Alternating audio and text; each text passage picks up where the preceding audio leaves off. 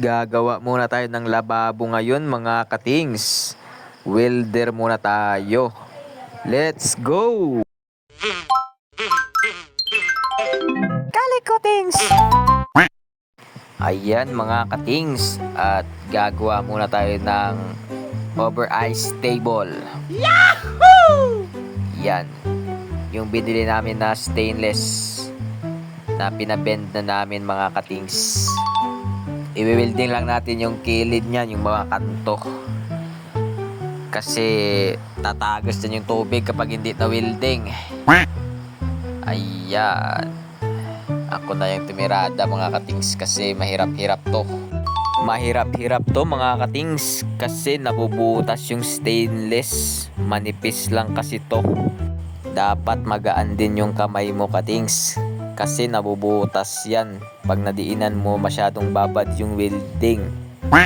Mababa lang din yung amperahe niyan mga kating. Pitik-pitik lang dapat mga katings para hindi mabutas. Madali lang tignan yan pero pag ginawa baka puro butas yan. Kaya dapat well trained yung gumawa niyan. Knoxville train. Sana all. Tsaka dapat mag-ingat din kasi pumipitik rin yung flux niyan pag dumikit sa balat mo kaya pumasok sa mata. Sigurado bulag ka katings. Fast forward na natin mga katings at ayan na-welding na namin yung gilid. 4 na kanto. Yahoo! Ayan makinis. Makinis naman. Alright na yan. Ayan. Maya-maya i-bapping lang natin yan. Ang page na to ay rated KPSF. Kulang pa sa followers, kaya mag-like at mag-follow ka na. Ayan mga katings at binabapping na natin. Ginagrind lang namin yung sobrang welding dyan mga katings para makinis tignan. Mahirap-hirap din yan. Tapos ililik test pa natin yan kung may tagas. Bali lalagyan na ng ice yan mga katings. Parang magiging chiller ba. May mga gulay yan na ilalagay dyan sa taas para ma-maintain yung sariwa ba. Grind lang muna natin mga katings.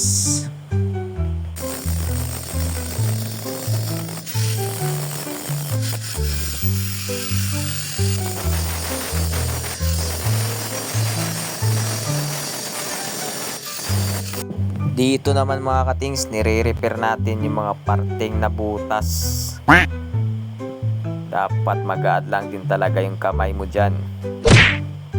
Kasi mapapakanta ka talaga ng maliit na butas, lumalaki.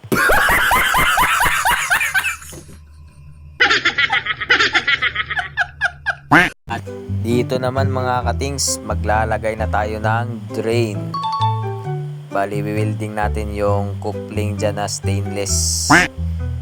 Yan, i-spot natin yan dyan. Tapos weldingin.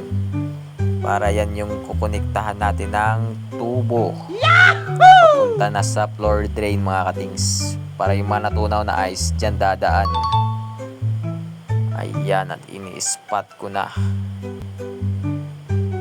Dapat magaan din yung kamay mo dyan kasi pag naputas yan, sigurado talaga maganda yung gawa natin. Paano masabi?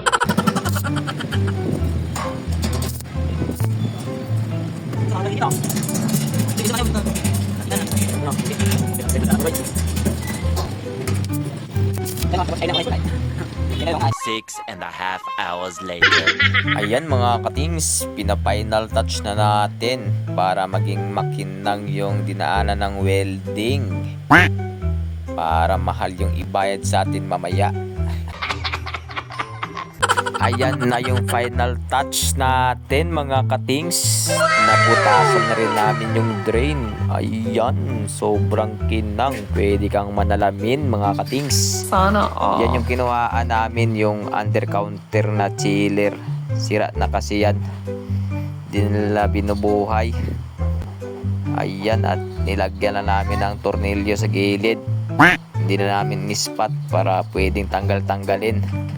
At ito na yung nipli na winilding natin mga katings, yung gagawin nating floor drain. Ayan, at kinakabitan na natin ng tubo.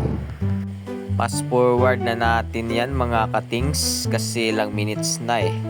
Ito na yung pinaka final touch natin mga katings. Ayan, okay na. Tapos na natin gawin. Quality! Shout out muna guys sa mga bagong followers, sa mga nagla-like ng video at sa mga nag-share. Maraming salamat. Have a nice day and stay safe mga katings. Hanggang sa muli.